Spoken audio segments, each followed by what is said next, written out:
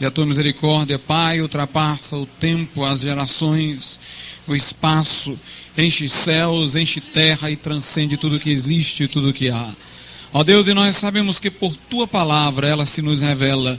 Por isso nós te pedimos que tu abençoe este momento sacro, ó Pai, em que havemos de abrir a tua palavra e sobre ela meditar.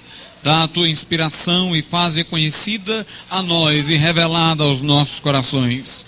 E que, Senhor, muitas vidas possam conhecer na pessoa de Jesus a salvação que tu nos oferece.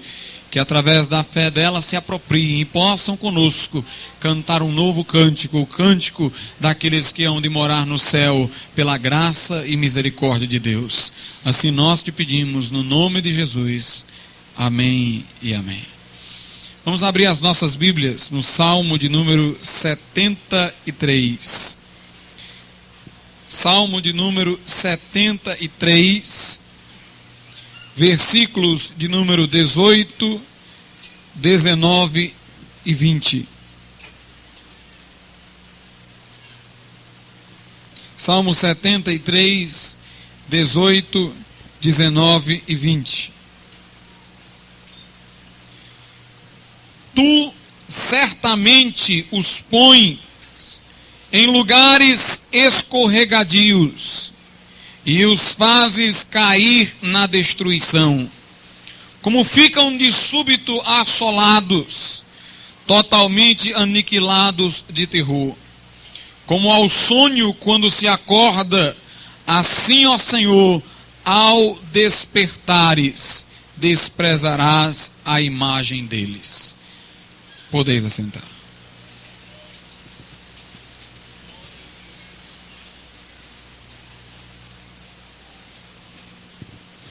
Aqui, meus irmãos, nós lemos palavras de juízo e de condenação. Palavras que Deus endereça àqueles que não se voltaram para Ele através de nosso Senhor Jesus Cristo. Antes de entendermos melhor o significado e a profundidade destas palavras, meditemos um pouco na queda de Adão, pela qual a condenação entrou na raça humana. Meus amados, nós sabemos que no princípio criou Deus o homem do pó da terra, o fez à sua imagem e semelhança. Depois desse homem tirou a mulher, e da coabitação de ambos nasceu toda a raça humana. Interessa observar que quando Adão foi criado no princípio, nos primórdios, ele não era inclinado ao mal. A Bíblia diz no livro de Eclesiastes, Deus criou o homem reto, e este procurou inovações, invenções. O homem não era inclinado também para o bem, mas tinha toda uma estrutura interior que tornaria mais fácil o cumprimento do bem do que o cumprimento do mal. Afinal, trazia ele a imagem e semelhança de Deus. Apesar de neutro, ele tinha uma estrutura propícia à prática do bem. E viveu num ambiente em que tudo era favorável à prática do bem. No Éden, jardim de Deus, havia apenas uma árvore que era proibida. As demais, o homem tinha a elas livre acesso. Deus estava lá ao lado de Adão. Era de se esperar que Adão se submetesse a Deus e por ele vivesse espiritualmente. Mas diz a Bíblia que Adão caiu seduzido pela mulher, que por sua vez foi seduzida pelo diabo. Ambos violaram o preceito divino e rebeldemente quiseram ficar independentes de Deus. Como diz a Bíblia, sendo o homem reto, nesse instante procurou inovações, procurou invenções e rompeu a sua aliança inicial com Deus. O pecado, irmãos, é uma desgraça, porque não somente ele é mau em si, mas o castigo do pecado é mais pecado. O pior castigo que há no pecado não é o que é exterior a ele. O pior castigo que há para o pecado é o cometimento de outros pecados, porque quando se pratica um, se torna o homem vulnerável a outros, e a este mesmo que ele já praticou. Quando Adão pecou, muitas maldições lhe sobrevieram. Mas de todos os prejuízos, o pior foi esse: ele tornou-se inclinado para o mal. Ele tornou-se escravo do pecado. A punição por ele ter pecado foi não parar mais de pecar. Uma vez tendo caído, teve ele a oportunidade de ver que o pecado não era bom, mas já não podia mais deixar de pecar, porque ao pecado, ele estava agora atado e escravizado. A natureza humana corrompeu-se, tornando-se uma natureza pecaminosa. Como eu disse no princípio, o homem fora criado reto, mas agora, depois da queda, estava inclinado para o mal. Tinha uma natureza, como diziam os reformadores, moldada para o inferno. A Bíblia diz em Efésios 2, versículo de número 3, que antes de sermos crentes, éramos por natureza filhos da ira, como também os demais. Paulo diz: todos nós éramos outrora, antes do novo nascimento, por natureza filhos da ira, como os demais homens. Notemos, a nossa natureza já nos conduzia em direção à ira de Deus, porque nos conduzia ao pecado que atrai sobre si a ira divina. Meus amados irmãos, o homem, ao nascer, já é vocacionado a ser pecador. Ele não é pecador porque peca, ele peca porque é um pecador.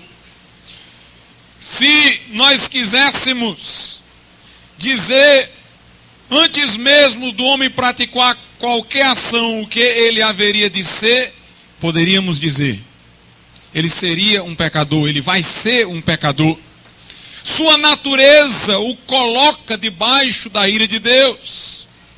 Ele nasce debaixo da ira de Deus desde a queda de Adão, que era o cabeça da raça humana, aquele que a representou perante Deus no jardim do Éden. Todos nós estávamos em Adão. O seu pecado não passou para nós, antes foi dele mesmo, e ele foi culpado pelo seu próprio pecado, mas os efeitos do seu pecado vieram sobre nós. Não acreditamos na doutrina católica do pecado original, segundo a qual aqueles que de Adão nascem, já nascem com um pecado cometido, o de Adão, como se Deus a todos nós atribuísse o pecado de Adão. Mas nós acreditamos que os efeitos do pecado de Adão caem sobre nós. Por quê? Porque o pecado de Adão alterou a sua natureza.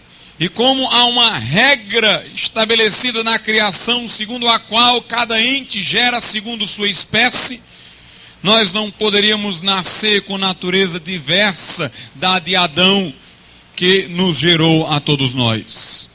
Portanto, todos nascemos com esta natureza que nos torna filhos da ira.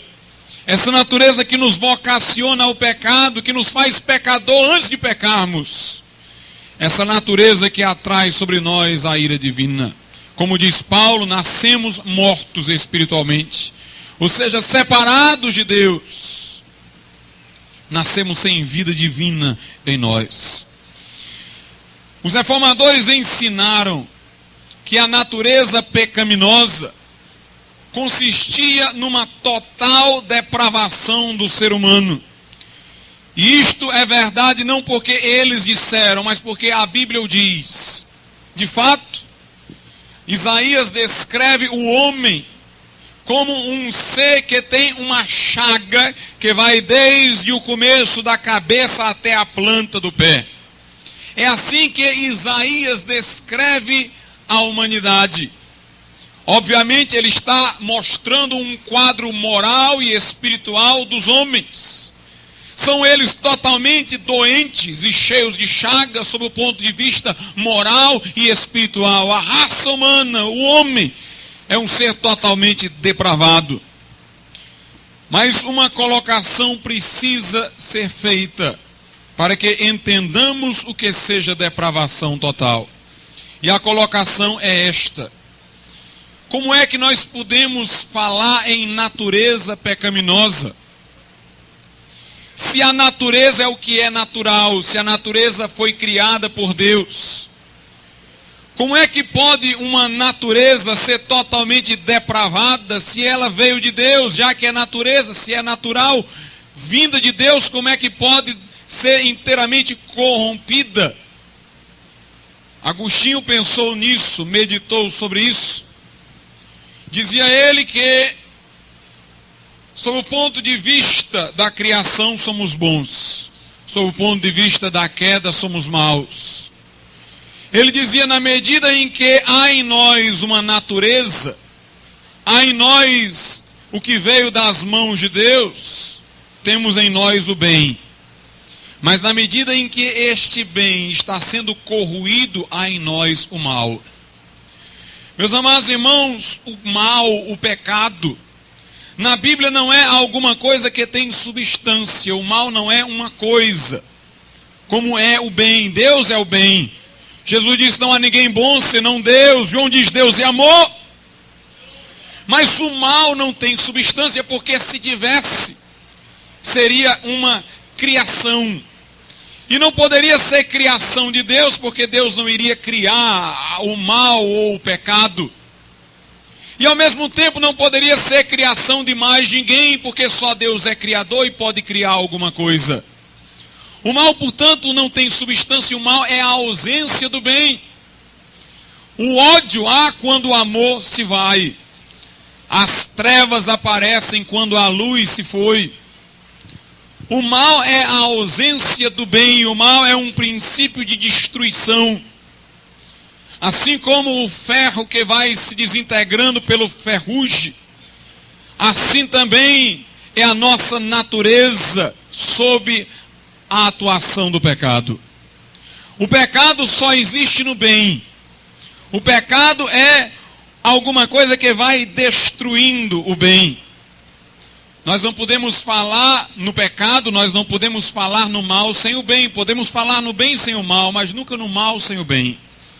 Porque o mal é alguma coisa que atua corroendo o bem, destruindo a criação de Deus. Quando você deixa de comer, uma série de coisas acontece.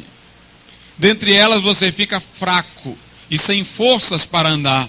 Pois bem, quando você deixa de comer, você está deixando uma substância, que é o alimento.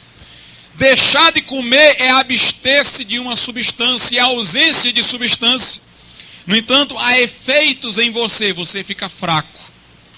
Pois bem, o pecado não tem substância, é a ausência de Deus. Agora, quando o homem peca, ele se distancia de Deus, fica ausente de Deus, se aparta do que há em Deus, então torna-se fraco. Começa a haver uma corrosão no seu ser. Por isso que as consequências do pecado no homem foram estas. Em primeiro lugar, fraqueza física. O mal passou a corroer o nosso corpo de forma tal que somos sujeitos ao envelhecimento agora, somos sujeitos às enfermidades e, por fim, somos sujeitos à morte. Nós temos um princípio de destruição, de corrosão do nosso corpo. O mal está nele. O mal também atingiu a nossa alma, tirando o poder da sua vontade. Quantas vezes, irmãos, uma pessoa sabe que o bem é uma coisa, mas faz o mal? Porque não há força na vontade dele. A vontade dele ficou fraca, assim como alguém que sem alimento já não tem mais força sequer para andar. Ele não tem forças para fazer o bem. A vontade do homem tornou-se cativa do mal, porque enfraquecida, impossibilitada de erguer-se na direção do bem. Se no corpo o pecado gerou fraqueza física, na alma o pecado gerou fraqueza moral. E no espírito, irmãos, o pecado gerou fraqueza vital. Quando a pessoa nasce com um corpo sujeito a enfermidades e à morte, nasce com a alma incapaz de fazer o bem, e nasce com um espírito morto. O espírito é a parte do nosso ser que nos dá a ligação com Deus, que nos permite a comunhão com Deus. O homem já nasce divorciado de Deus. A religiosidade é rotina. A oração é palavras soltas ao ar. Ele não sente a presença de Deus intimamente. Não ouve a voz do Espírito Santo. Por isso muitos até fazem imagens de escultura para tornar a presença de Deus, entre aspas, mais próximas deles, porque sentem a distância interior. Portanto, o pecado gera fraqueza vital no espírito. Tira do espírito a presença de Deus que lhe dava vida. O pecado gera na alma fraqueza moral, porque consiste na ausência de Deus na alma que enfraquece a vontade para o bem. E o pecado gera fraqueza física no corpo, porque consiste na ausência de Deus que dá vida ao corpo. Pecado, irmãos, há quando o homem resolve rebelar-se contra Deus e dele distanciar-se. Aí começa ele a deteriorar-se, começa ele a desintegrar-se. Quando nós falamos em total corrupção da raça humana, quando nós falamos de depravação total, nós não queremos dizer que não haja nada de bom no homem. Há alguma coisa de bom. A alma, independente de fazer o bem ou o mal, ela por si só é boa porque veio de Deus. O corpo, independente de ser usado para o bem ou para o mal, por si só é bom porque veio de Deus. O espírito, independente de estar sendo ativado para a adoração a Deus ou não, por si só é bom porque veio de Deus. Mas o fato é que em todos esses elementos bons que compõem o homem, há um princípio de degeneração, por isso a corrupção é total. Atinge o homem na sua inteireza, não há nenhuma dimensão humana, não há nenhum elemento que compõe o homem que esteja livre desse princípio de corrosão, de corrupção que o pecado trouxe. Por isso nós falamos em uma natureza pecaminosa. Ela é boa enquanto natureza, mas é má enquanto pecaminosa. Por isso nós falamos em total depravação da raça humana. Enquanto raça humana, ela é boa. Enquanto submetida a uma total depravação, está aí o mal. A situação do homem é tremenda. Meus irmãos, Adão no princípio começou com Deus. Foi criado e estava ao lado de Deus. Para pecar necessária era uma decisão dele, saindo da linha em que ele estava.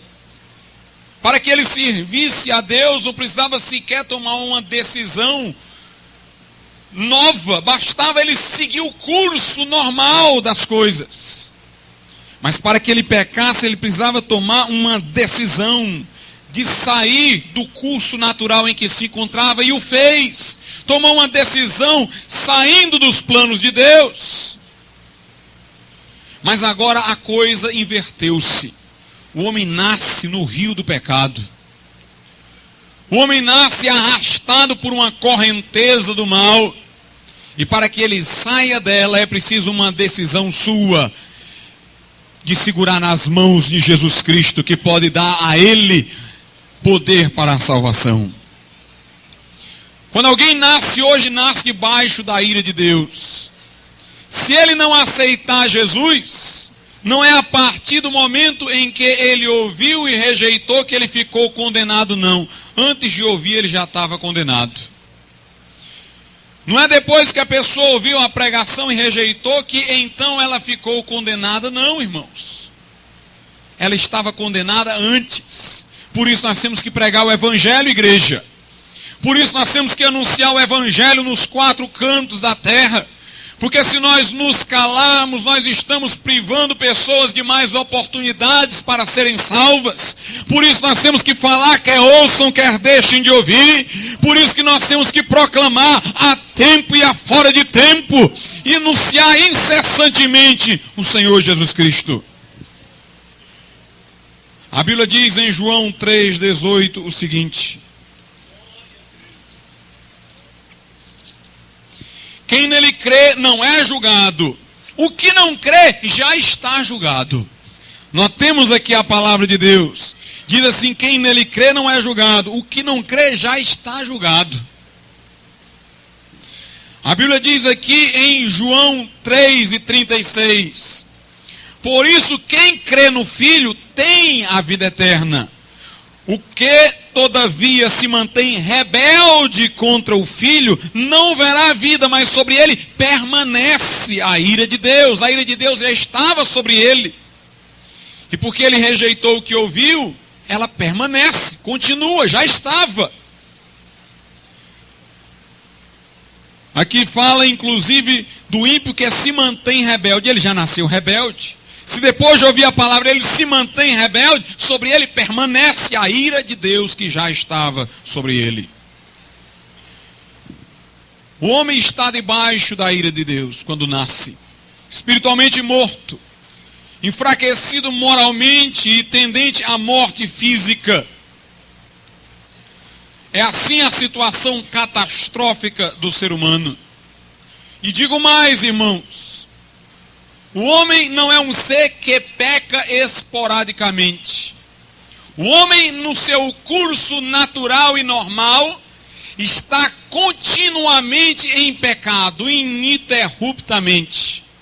Porque veja bem, se alguém comete um pecado e deste não se arrepende, é como se estivesse repetindo esse pecado a cada segundo que passa.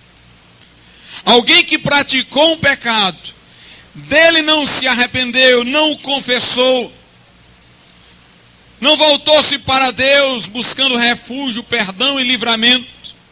Este alguém está atualizando o seu pecado a toda hora. Aquele que não se arrepende, apesar de não estar manifestando exteriormente aquele pecado, novamente em seguida, está ainda nele, porque não se arrependeu dele. É um pecado continuado.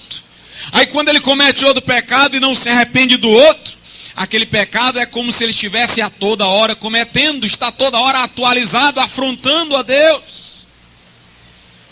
O ser humano é um ser que peca, às vezes ele é todo pecado. Ele é pecado contínuo. Quando as pessoas manifestam pecados esporadicamente, elas estão apenas manifestando um pecado que continuamente está nelas de forma latente. Por isso, meus irmãos, é fácil identificar quando uma pessoa peca e não confessa. Ela vai tornar a pecar de novo. Se ela não admite, não confessa, não se arrepende, então o pecado ainda está lá alojado, ela está continuando, embora não o pratique em seguida da mesma forma, na medida em que não se arrependeu, está ainda praticando aquele pecado, ele está ainda nela. E a qualquer momento vai ter a erupção, a manifestação visível de novo. O pecado é contínuo. Por isso, meus irmãos, o homem é um ser que afronta a Deus ininterruptamente. Como ele tem uma alma eterna, se ele morrer sem Jesus, por toda a eternidade ele vai estar afrontando a Deus. Porque vejam só, nenhum ser humano volta-se para Deus, a não ser que o Espírito Santo toque no coração dele enquanto ele ouve a palavra. O homem está tão cego, está tão apático para Deus, está tão fraco até para ir em direção a Deus, que se depender dele, ele nunca vai. Se Deus não o chamar, se Deus não o acordar através de choques espirituais pela palavra, ele não volta-se para Deus. E quando o homem morre sem Jesus, ele vai para um lugar, para uma dimensão em que o Espírito Santo não está lá convencendo ninguém. Em que a palavra de Deus não está sendo pregada, ou seja, de forma nenhuma, ele vai querer voltar-se para Deus por toda a eternidade. Então ele vai ficar por toda a eternidade sem se arrepender do que fez. Pode até estar se lamentando pelo seu sofrimento, mas o fato é que ele não está se arrependendo. Então ele vai estar afrontando a Deus por toda a eternidade. Por isso que o inferno para ele durará para sempre. Aliás, a ortodoxia cristã, no princípio, dizia que o pecado, ele gerava uma condenação sem fim, porque era uma afronta a Deus, que é um ser infinito. Quem peca, peca contra Deus. Afronta a Deus, um ser eterno, é uma afronta eterna, porque é uma afronta a um ser eterno. E por isso o pecado merece punição eterna. Meus amados irmãos e ouvintes da palavra de Deus, é aí que está a diferença entre o conceito cristão de pecado e o conceito pagão. Para o pagão, o pecado é pecado em si mesmo. Por isso o pagão não imagina um inferno eterno, sempre imagina uma condenação temporária. Porque para ele, o pecado é como se fosse uma afronta às leis naturais, uma afronta à lei moral. O pecado é pecado porque é ruim em si mesmo. Não é porque foi uma afronta a Deus, é porque é alguma coisa negativa por si mesma. Como eles veem o pecado neste conceito minimizador, neste conceito que torna o pecado mínimo, então eles imaginam que a condenação ou o castigo vai ser apenas temporário. Daí os pagãos tenderem a crença na reencarnação, ou ainda num purgatório que limita por um tempo o sofrimento, ou ainda a crença no lugar de condenação que depois gera promoções para estágios melhores. Mas o cristianismo ensina que o pecado, ele é pecado não porque a sua natureza o faz pecado. Ele é pecado porque é contra Deus. Não é o ato em si que é pecaminoso, é contra quem o ato está sendo dirigido que o torna pecaminoso. É uma afronta a Deus. Não é uma afronta a um ser temporal. É uma afronta ao ser eterno. É uma afronta ao Deus infinito, ao Todo-Poderoso. Por isso a condenação que ele gera é uma condenação eterna. É uma condenação sem fim. O pecado, meus amados irmãos, não apenas torna o homem escravo dele, mas o pecado, como dizia Paul Tillich Kierkegaard, o pecado aliena o homem de si mesmo. O homem perde-se de si mesmo, ou seja, ele não sabe mais nem o que ele é. A Bíblia fala que o homem é cego, além de rebelde. Ou seja, ele é incapaz de ver a gravidade do seu estado. Ele é incapaz de ver a situação desastrosa em que se encontra. Ele não se apercebe do perigo em que está. George Whitefield, quando pregava no século XVIII, chorava ininterruptamente, às vezes tinha que cessar a sua pregação, porque estava completamente tomado pelo pranto. Os seus ouvintes diziam-lhe: por que é que você chora tanto? Ele disse: porque vocês é que deveriam estar chorando por vocês mesmos. E porque não estão, eu choro pela alma de cada um de vocês. Meus amados irmãos, o homem não tem consciência da miséria em que se encontra, ele se acha bom. Basta que o seu vizinho bata palma para ele alguns segundos, para ele dizer: eu sou um homem honesto, um bom pai de família. Basta que o seu patrão lhe parabenize uma vez, para ele se sentir o tal. E parece estranho e até um insulto alguém chegar e dizer que ele é totalmente depravado, pecaminoso e que está debaixo da ira de Deus. Ele não enxerga o seu estado, porque está alienado de si mesmo. Aliás, o homem é um ser alienado de si mesmo em todas as coisas. O homem, antes de ser cristão, quando aquela pessoa que não é crente perde um bem temporal, ele entra às vezes em depressão e angústia. Por quê? Porque ele fica querendo aquele bem de volta. Na verdade é porque ele não está querendo ser o que ele é. Ele não está querendo ser o homem que perdeu. Ele queria ser o homem que ainda tinha. Ou seja, ele não está querendo ser o que de fato é. Ele está querendo alienar-se, está querendo sair de si e ser outro. Quando ele peca, ele justifica o seu pecado, porque não quer ser o que é, um pecador, quer se fazer de bom. Quando ele perde um bem, está em depressão. Por quê? Porque ele queria ser aquele que tinha, o que ele era antes, não mais o que ele está sendo agora. Agostinho diz assim nas Confissões, que antes de ser crente, havia perdido um amigo. E ele disse: meu Deus, o meu erro foi ter amado aquele meu amigo não em ti. Eu o amei nele mesmo, e quando ele se foi, eu entrei em depressão e angústia, porque uma parte de mim foi com ele. Eu amei a alguém que ia partir, e quando ele partiu, levou uma parte de mim. Aí Agostinho diz: deveria eu tê-lo amado em ti, porque quando amamos aos outros em ti, eles se vão, mas nós caímos em teus braços.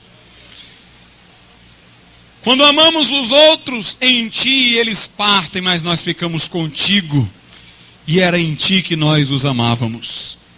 Meus amados irmãos, o crente, quando perde seus bens, não entra em crise, porque ele sabe que a providência de Deus está cuidando dele. Ele sabe que todas as coisas concorrem para o bem dos que amam a Deus, que são chamados segundo o seu propósito.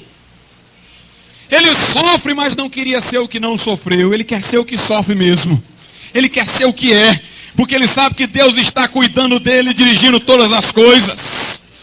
Ainda diz Abacuque, que não há... Vão ver que ali eles vão se apresentar mais frágeis, porque não vão ter a oportunidade de, num amontoado de pessoas, esconder a sua miséria.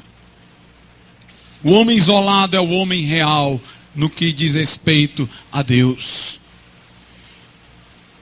Meus amados irmãos, o inferno é terrível, porque no inferno há isolamento, multidões e multidões estarão lá, mas não haverá comunicação entre os que estão lá. É como se lá fosse um lugar em que cada um vai encarar a sua miséria. O inferno não é ruim por causa do local. O inferno é ruim porque você não vai poder fugir do que aqui você foge. Você a toda hora quer esquecer a sua miséria, indo para lá, para cá, e lendo muito, ou indo para muita festa, ou fazendo aquilo ali, aquilo outro, corre para lá e trabalha intensivamente.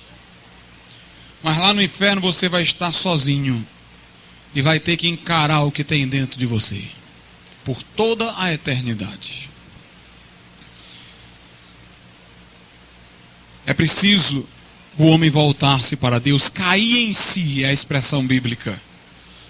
Arrependimento é quando o homem, pelo Espírito Santo, enquanto ouve a palavra, é iluminado e responde positivamente, de forma tal que ele cai em si, ele vê o estado em que se encontra. Ele se percebe um pecador. E quando se percebe um pecador, ele tem a oportunidade de negar-se a si mesmo para ser uma nova criatura em Cristo Jesus. Por isso que a Bíblia diz: quem perder a sua vida, ganhá-la. Meus amados irmãos, Jonathan Edwards dizia que todo homem já tem dentro de si a semente do inferno. Não pensemos que o inferno é alguma coisa apenas no além. A semente do inferno está alojada no coração daquele que não é crente desde já. Alguns dizem o inferno é aqui, não está totalmente errado. Começa aqui para os que não creram. A semente do inferno está dentro daqueles que não aceitaram Jesus. O pecado por si mesmo já é um inferno, porque é a ausência de Deus. O homem tem esta semente infernal dentro de si, que ainda não só o tomou em chamas, porque Deus tem restringido. Mas na hora que Deus tirar a mão, o homem será incendiado por essa faísca que já queima dentro dele. O versículo lido no começo, Salmo 73, 18, diz que Deus põe homens nos lugares escorregadios e eles caem. Quando alguém no lugar escorregadio cai por causa do seu peso. Vejam bem, irmãos, os que vão para o inferno não vão para lá porque Deus os vai jogar lá, simplesmente. Embora falando metaforicamente, poderíamos dizer assim. Mas os que vão para o inferno vão para lá caindo sob o peso de seus próprios pecados. É o pecado que ele pratica que vai empurrá-lo para baixo, cria um peso que o faz descer para a condenação. Por isso, que quando Jesus contou a história do rico e do Lázaro, ele disse que o Lázaro, que era crente, foi levado ao céu pelos anjos de Deus. Quem vai para o céu precisa de anjos. Meus amados irmãos, se nós fôssemos deixados por nossa conta, nós íamos descer sob o peso dos pecados. Mas o crente, quando morre, ele não desce porque os anjos de Deus levam ele para o céu. Mas o descrente não tem anjo para carregá-lo, ele desce sob o peso de seus próprios pecados para a condenação. Jesus disse que Lázaro, o crente, foi levado ao céu, mas a Bíblia diz que o rico, morrendo, acordou no inferno. Acordou no inferno. Deus os põe em lugares escorregadios e vão cair e ser aniquilados pelo terror do Senhor. É o que diz a Bíblia Sagrada. Os homens ímpios são como um sonho de Deus. Quando ele acordar, ele vai desprezar as imagens irreais do seu sonho. O inferno, meus amados irmãos, consiste em basicamente três coisas. Em primeiro lugar, a ausência de Deus. Em 2 Tessalonicenses 1,9, a Bíblia Sagrada diz o seguinte: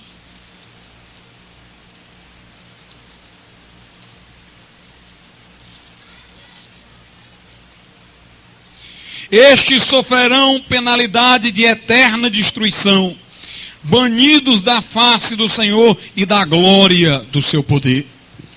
No inferno, meus amados irmãos, há a ausência total de Deus. Aqui, apesar do ímpio não ter em si a presença de Deus, ele pode por ela ser beneficiado através da presença da igreja, porque Jesus está na igreja. Por isso que Deus disse que a igreja é o sal da terra. Naquele tempo, o sal impedia o alimento de ser apodrecido. Pois bem, este mundo só não está pior porque a igreja de Cristo está na terra e nela está a presença de Deus. Mas no inferno Deus estará ausente e a igreja não estará lá.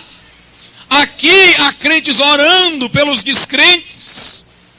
Há crentes pregando a palavra aos descrentes. Lá não haverá pregação da palavra, nem haverá intercessão a favor dos descrentes.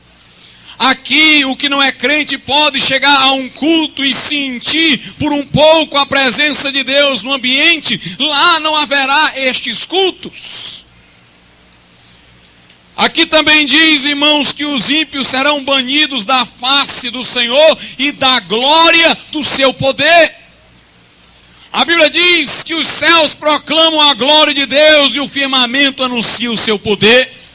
Aqui na terra o descrente tem a oportunidade de se encantar com as maravilhas da criação, mas lá no inferno não haverá pregação da palavra, não haverá intercessão dos crentes, não haverá a igreja, não haverá a presença de Deus e não haverá essa maravilhosa natureza para eles contemplarem. O inferno é o vazio, é o nada, em certo sentido. Lá não haverá o céu azul para ser visto, não haverá a luz brilhando. Aqui na terra, os filósofos pagãos ficavam olhando a natureza e de repente, depois daquela admiração, eles eram arrebatados e então começavam a filosofar. E muitos conhecimentos úteis chegaram à humanidade, mas lá no inferno não haverá filosofia, não haverá esta contemplação. Aqui o poeta, pelas belezas das coisas criadas, aguça a sua intuição e fala de forma a arrepiar aqueles que ouvem as suas palavras. Mas no inferno não há inspiração, no inferno não há poesia, no inferno não há a presença de Deus. Em segundo lugar, no inferno haverá uma consciência culpada por toda a eternidade.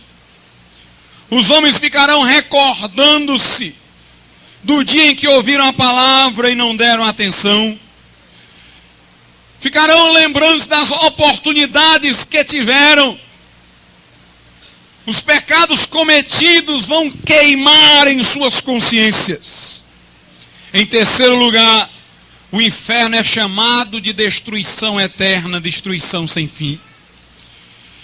No inferno é como se o homem tivesse desaparecendo até tornar-se nada, mas na hora que ele está quase para desaparecer, ele se refaz para tornar a desaparecer novamente. Os homens vão querer morrer no sentido de desaparecer, mas não vão encontrar a morte. Eles vão tornando-se nada, mas depois tornam-se algo de novo, para depois tender em direção ao nada outra vez. É uma destruição que não destrói, é uma destruição eterna. Hoje em dia, meus irmãos, muitas pessoas que se dizem cristãs alimentam uma falsa segurança de ir para o céu, confundem certeza de salvação com indiferença. Os judeus recusaram Jesus porque levaram a sério o que Jesus dizia. Jesus dizia que ia perdoar os pecados dos que crescem. Os judeus disseram: um homem perdoar os pecados, isso é escândalo. E recusaram a pregação de Jesus porque a tiveram por escândalo. Há muitos cristãos hoje que com muita apatia dizem: Jesus perdoa os pecados, dizem-se cristãos. Mas quando ouviram a palavra de Deus, no que tange ao arrependimento e o perdão de pecados, nem se assustaram com a mensagem. Meus irmãos, eu vou dizer uma coisa: eu me assustei, achei que era loucura, mas criei mesmo achando que era loucura. Aprove a Deus salvar os crentes pela loucura da pregação. Parece estranho, agora a gente crê, mesmo sendo estranho, e dá certo para a glória de Deus. Mas tem gente que não vê nada demais. Não é simples a mensagem cristã. Não é porque está sendo simples a ele, não é porque ele é indiferente. Tem gente que tem vida dupla lá fora, vive como qualquer incrédulo, negando todos os padrões da Bíblia, os preceitos cristãos, mas na igreja ele ouve a palavra, ele se sente bem. A pregação é apenas uma terapia para ele. Ele nunca se escandalizou com a mensagem, nunca ficou assustado ou achou que era loucura, nunca teve esse impacto, porque simplesmente nunca parou para meditar profundamente. Aí diz: eu tenho certeza da minha salvação, porque eu não sinto que vou ser condenado. Não é porque ele não sente em virtude de ser salvo, não. Ele não sente nada em virtude de ser indiferente ao pecado, à condenação. Julga-se cristão. E na verdade é um pagão pior do que um judeu. Meus amados irmãos, o cristianismo é sério. É sério. É alguma coisa que nos faz temer e tremer, como disse o apóstolo Paulo. O salvo não é alguém que fala de sua salvação de forma apática, mas ele fala com lágrimas nos olhos e cheio de gratidão. Ele proclama um evangelho tremendo, ansiando que os pecadores deem crédito à palavra de Deus. Eu vos digo nessa noite que em princípio todos os homens desceriam ao inferno e seriam engolidos pela condenação. Mas Jesus Cristo desceu das alturas para mudar este quadro. Paulo diz: estávamos mortos em nossos delitos e pecados. Andávamos segundo o príncipe das potestades do ar. Éramos por natureza filhos da ira. Mas espere um pouco. Mas Deus, sendo rico em misericórdia, pelo seu grande amor com que nos amou, nos deu vida juntamente com Cristo. Meus irmãos, a história do homem seria história de condenação total. Mas Deus, houve uma interrupção. Deus diz: para tudo, eu tenho que dizer agora. Ele enviou o seu Filho das alturas. Jesus veio buscar e salvar o que se havia perdido. Ele não veio falar palavras bonitas. Ele não veio dar um exemplo de abnegação. Ele veio verter o sangue dele para que os nossos pecados fossem expiados, para que fôssemos lavados de toda mancha, justificados perante Deus, e para que nossa culpa fosse removida. Ele é o mediador entre Deus e os homens. É Ele que segura na mão de Deus e segura na mão do crente. O seu ministério foi chamado na Bíblia de ministério da reconciliação. Meus amados irmãos, quando veio o dilúvio sobre a terra, há muito tempo atrás, quando veio o juízo de Deus através das águas contra o mundo ímpio, ocasião em que apenas Noé escapou com sua família na arca que representava Cristo. Naquele tempo, diz a Bíblia, que Noé ficava soltando de vez em quando uma ave, porque ele queria saber se as águas já tinham baixado. Se a ave voltasse trazendo alguma coisa, um ramo de alguma árvore, qualquer coisa, então ele saberia que as águas tinham baixado. E uma vez ele lançou uma pomba. A pomba foi e voltou e trouxe um ramo na boca. O que queria dizer que as águas estavam baixando. O que queria dizer que a ira de Deus estava cessando. Que Deus tinha executado o juízo. E agora a ira estava completando-se. Meus amados irmãos, desde aquele tempo, a pomba tornou-se o símbolo da paz. O símbolo da reconciliação. Pois bem, quando João Batista batizou Jesus nas águas do Jordão e este ergueu-se das águas, diz a Bíblia Sagrada que os céus se abriram e o Espírito Santo em forma corpórea de pomba desceu sobre Jesus Cristo para indicar que ele veio não para condenar, ele veio buscar e salvar o que se havia perdido. Ele não veio para imputar pecado aos homens, porque os homens já estavam debaixo de pecado, mas ele veio para abrir a porta e criar uma oportunidade de salvação. Ele disse: eu sou o caminho, a verdade e a vida. Ninguém vem ao Pai senão por mim. Ele disse: eu sou a porta. Quem entrar por mim salvar-se-á. Não há salvação em qualquer religião humana. Não há salvação numa doutrina. Há salvação numa pessoa.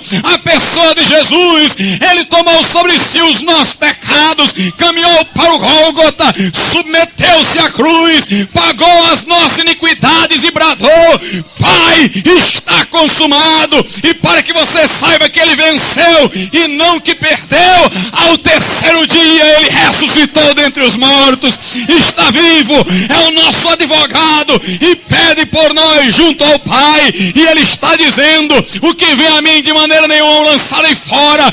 Ele está dizendo: vinde a mim os que estáis cansados e oprimidos, e eu vos aliviarei. Ainda que os teus pecados sejam vermelhos como a escarlata, vão se tornar como a branca lã. Ainda que sejam pretos como carvão, vão se tornar mais alvos do que a neve. Porque João diz: o sangue de Jesus nos purifica de todo pecado. Aleluia! Cremos nisso. Aleluia! O contrário do pecado é a fé. Aleluia, é a fé que vence o mundo, diz o apóstolo João. Paulo diz: é com o escudo da fé que apagamos os dardos inflamados do maligno. Em Romanos 14, 23, a Bíblia diz: tudo que não procede de fé é pecado. Não quer dizer que o crente não peca, não. O que quer dizer é que o crente, mesmo tendo pecado, o seu pecado perante Deus não aparece, porque através da fé, ele é coberto pelo sangue de Jesus. Aleluia! O crente se arrepende e aceita Jesus como Salvador. Depois disso ele pode cair, mas se cair não fica prostrado. Aleluia! Porque ele tem o Espírito Santo agora habitando nele. O Espírito Santo ilumina, ele vê o pecado, o Espírito Santo toca, ele se arrepende. Se ele for teimoso, Deus, através de tribulações, o disciplina e ele então acorda e volta, e Deus o preserva e o guarda para que seja salvo na eternidade. Mas eu quero dizer uma coisa: Deus vê o pecado dele como pai para corrigi-lo como filho a quem ama, mas Deus nunca vê o pecado dele na qualidade de juiz, porque o advogado está sempre lá perante o juiz apresentando a defesa. Jesus não abre a Constituição do Brasil, da Alemanha ou da Holanda. Jesus abre os braços e mostra os cravos e diz: pai, eu já paguei todos os pecados dele. Aleluia! Tudo que não vem da fé é pecado. Aquele que não aceitou Jesus como Salvador, como eu já disse, está em pecado contínuo. Tudo que não vier da fé aparece como pecado diante de Deus. Mas aquele que entrega-se a Jesus e vive pela fé no Filho de Deus, esse não tem o seu pecado aparecendo perante o justo juiz. Meus amados irmãos, vamos ler Lucas 13, do 6 ao 9.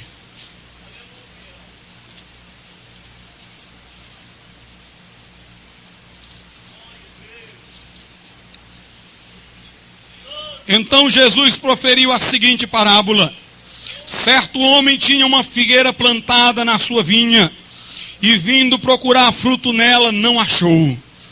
Pelo que disse ao viticultor: há 3 anos venho procurar fruto nesta figueira, e não acho. Podes cortá-la para que está ela ainda ocupando inutilmente a terra? Ele, porém, respondeu: o Senhor, deixa ainda este ano, até que eu escave ao redor dela e lhe ponha estrume. Se vier a dar fruto, bem está, se não, mandarás cortá-la. Aqui Jesus contou uma parábola. Diz que um homem tinha uma figueira plantada na sua vinha. E diz também que o viticultor disse: ó, eu venho há 3 anos. Há 3 anos tentando fazer essa planta dar alguma coisa, algum fruto, e nunca dá. Deixa eu cortá-la. Mas diz a Bíblia que o homem disse: não, vamos fazer uma vala ao redor, vamos colocar estrume, vamos tentar. Se depois disso der fruto, bem está, se não, então nós cortamos. Eu quero dizer uma coisa: a justiça de Deus está falando assim para Deus, simbolicamente dizendo: é hora de cortar esses homens da terra. Eles não estão dando fruto, estão inutilmente. Mas a misericórdia de Deus está dizendo assim para Deus: espera um pouco, vamos tentar mais, vamos abrir uma vala ao redor, deixa ele ouvir mais. Se ele crê, bem está. Se não crê, então é que lançaremos na condenação. Eu quero dizer uma coisa: você está vivo ainda, porque Deus está esperando por você. Jonathan Edwards diz no seu famoso sermão, Pecadores nas mãos de um Deus irado, ele diz: o arco de Deus já está apontado para você. A flecha já está no arco. Ele disse: a ira de Deus é qual água que vai batendo numa represa. E as águas já subiram bastante, essa represa está a ponto de ser tirada. E as águas da ira de Deus cairão sobre você com toda a força. Jonathan Edwards diz: o inferno abriu a boca embaixo de você. E não há nada entre você e o inferno senão o ar. Se você não caiu lá ainda, é porque Deus está te segurando. Mas a qualquer momento o fio vai quebrar-se. Agarra-te no mediador. Aceita Jesus como Salvador. Porque assim haverá esperança, vida eterna, certeza disso. Porque Jesus salva e salva mesmo. Salva para que você nunca mais se perca. Salva para que você seja perdoado de uma vez para sempre. Vamos ficar de pé.